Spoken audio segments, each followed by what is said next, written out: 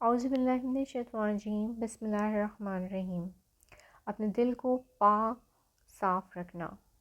اسلام میں دل اور روح کی تطہیر یعنی پاکیزگی، پیوریفیکیشن آف ہارٹ، ہمارے دلوں کو گناہ سے پاک کرنے کی تعلیم اسلامی تعلیمات کا ابتدائی اصول ہے، جسے تزکیہ نفس کہتے ہیں، یعنی پیوریفیکیشن آف سول۔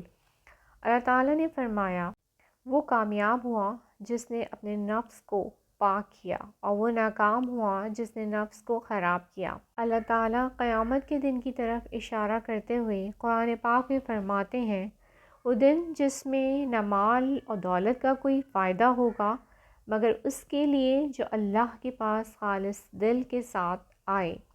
ان آیات سے ہمیں یہ بتایا جاتا ہے کہ آخرت میں ہماری کامیابی کا انحصار اس زندگی میں ہمارے دلوں کی پاکیزگی پر ہے۔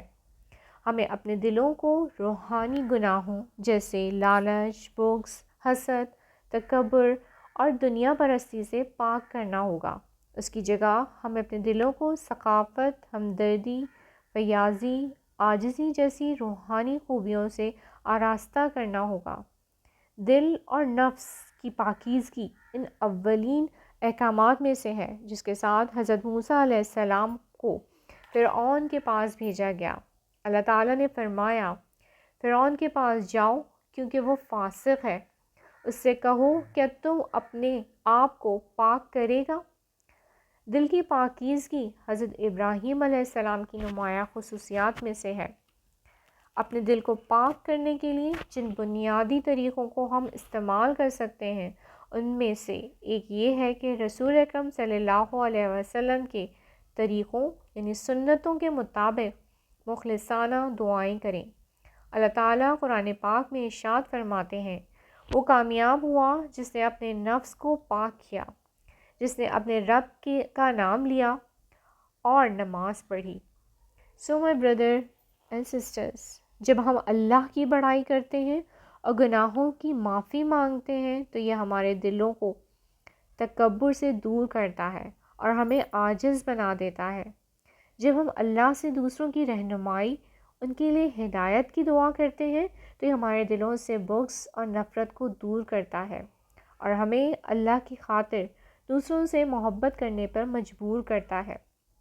جب ہم قیامت کے دن کو یاد کرتے ہیں تو یہ ہمیں دنیا سے کم اور دوسروں کی مدد کی طرف زیادہ مائل کرتا ہے۔ اس طرح حضور اکرم صلی اللہ علیہ وسلم روزانہ صبح و شام دعاؤں سے اپنے دل کو پاک کرتے تھے۔ حضرت انس رضی اللہ تعالیٰ عنہ سے روایت ہے کہ رسول اکرم صلی اللہ علیہ وسلم نے مجھ سے فرمایا، اے لڑکے، اگر تم ہر صبح و شام کسی کے لیے اپنے دل سے کینہ دور کر سکتے ہو تو ایسا کرو۔ پھر حضور اکرم صلی اللہ علیہ وسلم نے فرمایا، اے لڑکے، یہ میری روایت ہے اور جس نے میری روایت کو زندہ کیا اس نے مجھ سے محبت کی، اور جس نے مجھ سے محبت کی وہ جنت میں میرے ساتھ ہوگا۔ مومنوں، نماز کا مقصد ہمیں گناہوں اور غیر اخلاقی کاموں سے دور رکھنا ہے۔ اللہ تعالیٰ نے فرمایا، بے شک نماز بے حیائی اور برے کاموں سے روکتی ہے اور اللہ کا ذکر سب سے بڑا ذکر ہے۔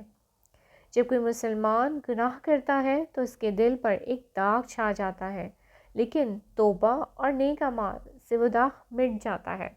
لہٰذا ایک مسلمان کی نجات کا دار و مدار دل کی روح کو برائیوں سے پاک کرنا اور دل کو خوبیوں سے آراستہ کرنے پہ ہے۔